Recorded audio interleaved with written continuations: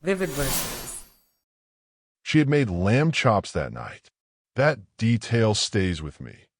The smell of rosemary still in the air when I found it. The way the cast iron pan was still soaking in the sink, warm water gone gray with grease. 8 months of dinners like that. 8 months of her hand finding mine across the counter while she talked about her day. I had come home late from a long project Thursday, my third consecutive 60-hour week, and she had cooked anyway. Kept it warm. Left a note on the foil that said you worked too hard. I had kept the note, folded it small, and put it in the inner pocket of my work bag, the kind of thing a man does without deciding to. I had not been looking for anything. Her phone had buzzed off the edge of the coffee table while she was in the shower. Reflex made me pick it up. I set it on the cushion. The screen lit again, and the name at the top of the notification was not one I recognized. A first name, male, followed by a single word of the message preview before it locked. I would not have thought anything of it if the name hadn't come up again 30 seconds later. And then again, she had left her phone unlocked. I'm not a person who goes looking. I want that stated plainly. I had never once opened her messages, never tracked her location, never asked a question I suspected was a test. 8 months. I believed in the version of us I had built slowly and without shortcuts, the way you believe in a thing you've invested real care into. I opened the thread. You know what you are? You're not even in this relationship. You're just passing through. That was from 3 weeks prior. Sent to someone named Garrett at 11:47 p.m. on a night I was certain she'd told me she was asleep by 10. The message was not about me by name, but I knew it was about me. The context made it impossible to misread. I set the phone back on the cushion, exactly where it had been. She came out of the shower 20 minutes later, hair wrapped in a towel, asking if I wanted tea. I said yes. She made 2 cups. We sat on the couch and watched 40 minutes of something neither of us would remember. She fell asleep against my shoulder. I stayed awake. Don't move. Don't react. You don't have the full picture yet. The rosemary smell had faded. The apartment was quiet. Her breathing was slow and even against my arm, and I sat there with my tea going cold and my mind doing something it does when I need it most. It went still. Not numb. Still. The way a room goes still before you start taking inventory of what's been moved. I had just begun to count. The following morning, she left for work before me, which was usual. She kissed my cheek, told me to eat something. I watched her go. Then I sat down at the kitchen table with my coffee, and I thought, not about feelings, about facts.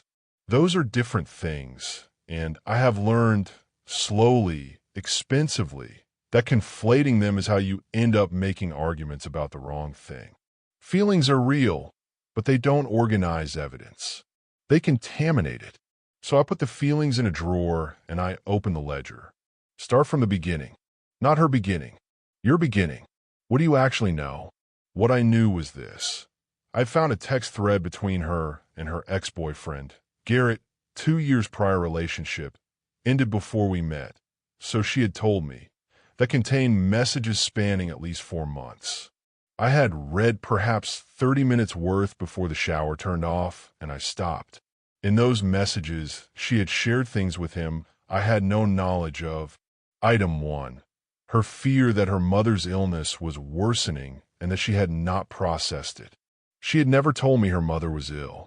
We had spoken about her mother twice, both times brief, surface level.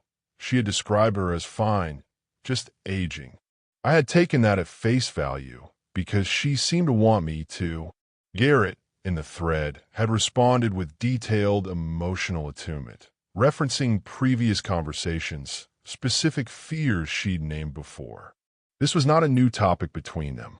This was an ongoing conversation spanning months. Item 2. A regret about her career. She had told him, in a message dated 6 weeks prior, that she had turned down an opportunity she wished she hadn't, a position at a firm she respected, because she wasn't ready to have that conversation at home. I did not know what conversation that was. I did not know about the position. I had believed, genuinely, that she was content where she was. She had said so, to me, 3 weeks before that message was sent. Item 3. A dream she'd written out in full. Not a sleeping dream, an ambition. Something she wanted to build. She had described it to Garrett in 2 long messages with more vulnerability and precision than she had ever brought to any conversation with me. I recognized the outline of it vaguely. She had mentioned it once in passing, and I had asked a follow-up question. She had deflected, changed the subject, then sent the full version to someone else that same night. Item 4. The passing through message. I had read the thread in both directions now, in the quiet of the morning. That message came after a longer exchange in which she described feeling unseen. Not mistreated, not unhappy exactly. Unseen. In her characterization of me, "You're just passing through," was the distillation of a picture she had been building with Garrett for months. A picture of me as emotionally absent. She built a version of me for him, and she maintained it. Item 5. The timing. Not one message in a moment of frustration. Not venting after a fight. This thread had rhythm, regularity. She messaged him the way you message someone who is serving a function, the way you text the person who holds the part of your life that doesn't fit elsewhere. I had not been told I was missing from any part of her life. Item 6. What she had not said. There were no messages about us that were generous. No moments where she told Garrett about something I'd done that made her happy. No acknowledgement that I had given her the note she left me, that I had taken 3 days off in month 4 to drive with her to see her aunt, that I had listened to her work frustrations every night for 8 months with full attention. The version of me in those messages had none of that. The narrator in her story to Garrett had edited me down to absence. She was not telling him things instead of me. She was telling him things instead of letting me in. That's the distinction that matters. I finished my coffee, washed the cup, put it away. I was not angry. I want to be precise about that. What I felt was closer to clarity, the specific, settling feeling of a question finally answered correctly. For weeks, I had sensed a faint asymmetry between us that I could not name. I had attributed it to the natural adjustment of a relationship entering its second stage. I had been methodical about building closeness, consistent, patient. What I understood now was that she had not been building toward me. She had been building around me. There is a significant difference. You're not even in this relationship. You're just passing through. I turned that line over once more. Let's settle. Then I made a plan. 1 week. You take 1 week. You observe, not react. You confirm what you think you know. And then you decide, not what to feel, what to do. I did not confront her that night or the night after that. I kept the week as I had promised myself. The first thing I did, quietly, without announcement, was stop. Not stop caring. Stop volunteering. For 3 years before this relationship, I had studied a principle I came to think of as asymmetric investment. The person who gives more than they take without that being recognized eventually becomes invisible. Not because the other person is cruel, because the giving becomes ambient, expected, background noise. I had watched myself become background noise, so I stopped being it. I had been managing the grocery order every week. An hour of planning, a recurring subscription, careful attention to her preferences. I canceled the subscription on a Monday. Said nothing. She noticed Thursday. She came home to find the fridge low and asked if I'd forgotten. I looked at her the way I look at most things and said, I didn't forget. I stopped. She laughed, assuming I was joking. I did not clarify. I ordered dinner that night and said nothing else about it. She filed it under quirk. She doesn't know it's an audit. The second thing, I stopped filling silence. There is a dynamic I had allowed to develop over 8 months where I provided what I now understood was emotional supply. Questions, follow-ups, general prompts that kept her talking when she ran dry. I was good at it. It had felt, to me, like attentiveness. I understood now, It had also relieved her of the obligation to bring herself to the conversation. She could show up half present, and I would close the gap. I stopped closing the gap. That same Thursday dinner, she talked about her day for 7 minutes and then paused in the way she usually did, the pause that waited for me to ask the next question. I ate. She watched me. The silence ran longer than it ever had. "You're quiet," she said. "Am I?" I said. Not a question, not an invitation. She's recalibrating. She picked up the thread herself, talked for another 3 minutes. The conversation was different, less polished, more actual. She said something real about her mother near the end. I listened. I did not perform listening. There's a difference, and I think she felt it. The third thing, the weekend. We had a standing Saturday morning. Her word, our ritual. Coffee, the market 2 blocks over, slow walk back. I had initiated it in month 2. Kept it going. She participated but had never once in 8 months organized it, reminded me of it, or suggested we do it when I didn't. That Saturday, I woke up, made only 1 cup of coffee, and sat with it alone. When she came out and saw the single cup and the absence of keys by the door, she stood in the kitchen doorway for a moment. "Are we not doing Saturday?" she asked. "Are you wanting to?" I asked. She's hearing something she can't name yet. She said yes. She put on her shoes. We went. But she made the coffee this time, and she picked up the pace at the corner, and when we got to the market, she chose the route. Small things. The kind of muscle you only build when the other person stops doing it for you. I watched her rediscover her half of the ritual and felt something I did not let show on my face. The fourth thing was the question I asked on day 5. We were sitting on the back patio in the early evening, the kind of quiet hour we'd built into the week. I had a book. She had her phone. She was messaging someone. I didn't look, didn't need to. I waited until she set the phone face down, which was a thing she had started doing. I've noticed that for 3 weeks. She didn't used to do that. "Can I ask you something?" I said. "Of course," she said. "How's your mom doing?" The pause before she answered was 1.4 seconds longer than any pause I could remember her taking before answering a simple question. "She's okay," she said. "Same. You haven't mentioned her in a while," I said. I wondered. She looked at me. There was something that moved across her face, not guilt exactly. Something more complicated. Something that knew. "I didn't want to dump it on you," she said. I said. I went back to my book. She didn't pick up her phone again for the rest of the night. She just told me exactly what she thinks of me. Not as an insult, as a policy. She decided what I could hold. The fifth thing, the position. I had a contact, a mutual one, someone we'd both met at a small dinner at friend's place in month 3, who worked adjacent to her industry. I reached out casually, professionally. Asked if he'd heard of the firm she'd turned down. He had. Said the opportunity had come up around 2 months ago, a lateral move with significant upside, and that a few people in the field had been surprised she'd passed. I thanked him, told him she'd made the call that was right for her. He agreed. We moved on. She told Garrett it wasn't the right time to have that conversation at home. She never gave me the chance to have it. I did not raise this with her. I stored it where it belonged, in the record. The sixth thing, I took the note out of my bag. The one she'd left under the foil. "You were too hard." I had carried it for weeks like it meant something. I read it again in the bathroom mirror, alone, and understood what it actually was, not a gesture of care, but a verdict. She had decided what kind of person I was and written it down.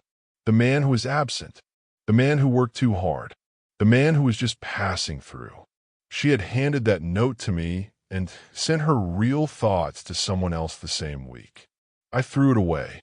That's not sentimental. That's accurate. Day 7 was a Sunday. She cooked again. Not lamb this time, something simpler. She was trying.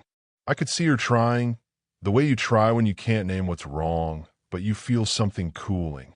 She set the table carefully, poured 2 glasses of wine, looked at me across the table with something that wanted to be reached for. I let the dinner happen. I was pleasant. I cleaned up after. And when she fell asleep that night with her hand on my arm, I lay in the dark and let the week close. You have everything you need. The question isn't what happened. The question is what it means. I knew what it meant. She had made a home out of being emotionally present with him.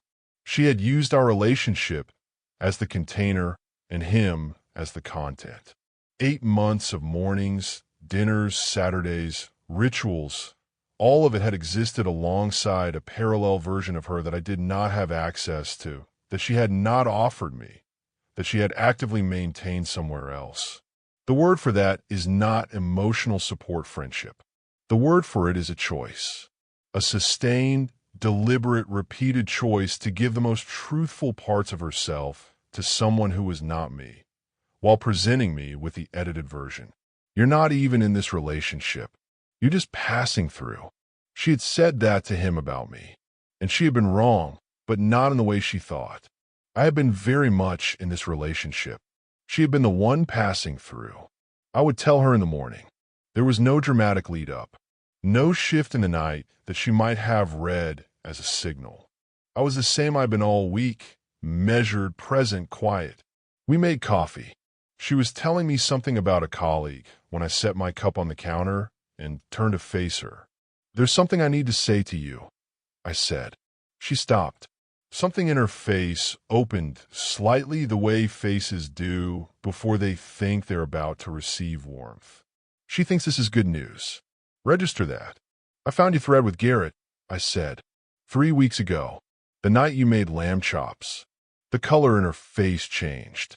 I read enough to understand what it was. I took the week to be sure I understood correctly. I kept my voice at the same register it always was. Not soft, not hard. Level. "You lied, cheated, and deceived. There's nothing to talk about. Just pack your things and leave." She stood very still. Then, "You can't just, we need to talk about this." "I can explain." "I heard you," I said. I picked up my coffee. I walked to the living room. I sat down with my book. She stood in the kitchen for a long time. She's waiting for the argument to start. It isn't going to. The first call came from her friend Bria that same evening. She had known Bria since college, and I had met her 4 or 5 times. Warm, direct, the kind of person who genuinely wanted good outcomes and had a slightly incomplete picture of most situations. I'm not trying to take sides. Bria started, which is always how a side-taking call begins. I let her finish. She laid out what she'd been told, that I had shut down without explanation, that I had been distant for weeks, that the ending had come out of nowhere and without giving her friend a chance to speak. She has the outline. She doesn't have the interior. Ask the question, "Did she tell you about Garrett?" I said, silence. "Did she tell you that I found messages spanning 4 months in which she shared things with him she had never shared with me, including information about her mother's health, a career decision she made without discussing it with me, and a characterization of me as emotionally absent that she was actively maintaining with him while living with me?" Bria was quiet for a moment. She said it wasn't romantic. "I didn't say it was romantic," I said. "Did she tell you what it was?" Another pause. Longer. "No," she said finally. "She didn't tell me that part." "Thank you for calling," I said. "I appreciate that you care about her." I ended the call. One down. There will be more. There were more. Her coworker Simone called 2 days later. We had met once, briefly, at a gathering at our apartment in month 4. She was more guarded than Bria. Her concern framed more carefully, but the structure was the same. She had a version, and the version was missing its load-bearing element. "Did she tell you what started this?" I asked. Simone said she had been told there was a misunderstanding about a friendship. "It wasn't a misunderstanding," I said. "Did she tell you about the thread? About what she shared with him over 4 months that she never brought to me?" Simone was quiet. Then, she mentioned she had been talking to her ex. She said it was innocent. "I didn't say it wasn't innocent," I said. "I said it was a choice. 4 months is not an accident." "Did she tell you about her mother?" Silence. Thank you, Simone. Same pattern. They have the same missing piece. She gave them all the same version. A mutual friend named Patrick called Thursday from his car. I could hear the road in the background, the particular acoustics of a hands-free call. He was newer to both of our lives, met him through her, and he was more defensive than the others. He had clearly spoken to her recently. He called me closed off before he was 90 seconds into the call, which told me something about the version she was currently distributing. She's refined the narrative. It's evolving. Did she tell you she had been sharing things with her ex, including fears about her mother, a career decision, and a description of our relationship that she never brought to me? Over 4 months. Patrick paused. I heard his turn signal click. She said you were private, he said. She said she didn't want to burden you. I asked about her mother directly, I said. She told me she was fine. The same week, she told him otherwise. The turn signal stopped clicking. He'd arrived somewhere or changed lanes. Either way, the rhythm of the call had shifted. I didn't know that, he said. I know, I said. Thank you for calling. 3 down. The next day, her sister Renata called. This was the one I had been prepared for. Renata was close with her, protective, and had a manner that was careful in a way that could look like warmth but function more like interrogation. She was good at it. I respected it. She did not open with defense. She opened with a question. What would it have taken, Renata said, for you to have a conversation instead of an ending? Good question. She's smarter than the others. I let the question sit for a moment because it deserved a real answer. She would have needed to have been someone who brought those things to me in the first place. I said, the 4 months happened before I found the thread. She didn't tell me about her mother. She didn't tell me about the job. She didn't tell me what she actually thought of me. She told him. The ending didn't come from what I found. It came from what I understood about what she'd been building. Renata was quiet. Did she tell you about the job she turned down? I said. A pause. Then no. Did she tell you about her mother's health? Another pause. Longer. She told me she was managing it. She told me the same thing. I said. She told Garrett the truth. I heard Renata exhale. It was not the exhale of someone preparing their next argument. It was the exhale of someone recalculating. I'm not angry at her, I said. I want you to know that. I'm just precise about what things are. I know, Renata said. And there was something in those 2 words that was different from the others. Not concession, exactly. Recognition. Thank you, Renata, I said. That one mattered. She'll carry it back. The 5th call came from a number I didn't recognize. Male voice, brief introduction. He identified himself as Oliver. And it took me 2 sentences to understand that he was a friend of Garrett's who had somehow ended up tangentially connected through the social network. He had called, he said, because he'd heard things were difficult and wanted to offer perspective.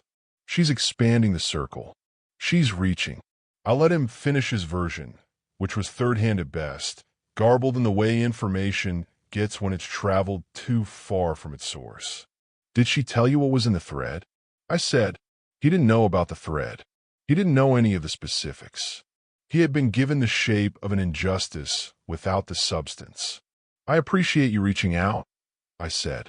I'd encourage you to ask her directly what she shared with Garrett over the 4 months before I found it. He said he would. I believed him. He won't know what to do with the answer. But he'll ask. The 6th contact was the one that shifted the weather. Garrett himself messaged me. Text, not call. Measured. More measured than I expected. He said he was sorry for what had happened, that he had known for some time that the situation was not one he should have allowed to continue in its current form, and that he was not, his word, proud of it. He's been thinking about this for a while. He knew. He participated anyway, but he's not the one I was with. I read it twice. Then I wrote back 3 words. I appreciate that. I did not respond further, but I filed it. Her version is no longer holding even in his direction. Whatever she told him about how this would land, he's not cooperating. That was the moment. Not the calls. The calls were noise management. This was signal. When the person at the center of the other account starts walking back from it, you know the account has stopped working. She called that night. More upset than before, the controlled kind of upset that lives just behind controlled language. You've spoken to everyone, she said. You've made everyone doubt me. She says everyone. She means she's heard from them. I spoke to the people who called me. I said, you told them things. I asked them if you told them what started this. That's all I asked them. That's not. She stopped. Reset. You didn't give me a chance. You didn't let me explain. She still thinks this is about an explanation. There's nothing to explain, I said. You made choices over 4 months. I understand what they were. You're just passing through my life, she said. And then she stopped, and I think she heard herself, heard the echo, because the line went very quiet. Is that the same thing you told him? I said. She didn't answer. Good night, I said. The echo line back at her. She recognized it. Good. Within 11 days, the change began. I do not say that to suggest I expected it or had planned for it. I say it because the record should be accurate. Bria called again, not to defend, to report. She told me that her friend had asked her, 2 days after the first call, why she hadn't known about the thread. That question had apparently opened something. A real conversation. The first real conversation, Bria said that she had witnessed her have about what actually happened rather than her version of what happened. Bria just told me she's cracked the frame. That matters. The first concrete change, she sent me her mother's doctor information. Unprompted. Via message. Not with explanation, just the contact, and then a second message. I should have told you sooner. A long time sooner. The second, she withdrew from the thread with Garrett. He confirmed this to me in a second brief message. He didn't offer details, just said she'd told him she needed to step away from the dynamic. I did not ask for details. I thanked him. The third, she reached out to the firm she'd turned down. Renata told me this, not her directly. She had reopened the conversation about the position 6 weeks late. Whether they'd take her back was uncertain. That she had done it was the point. She's doing the thing she said she couldn't do. She just needed to have no reason not to. The fourth change, she wrote me a letter. Paper. Handwritten. I don't know how she got it to me. It arrived through Bria in a sealed envelope with no request attached.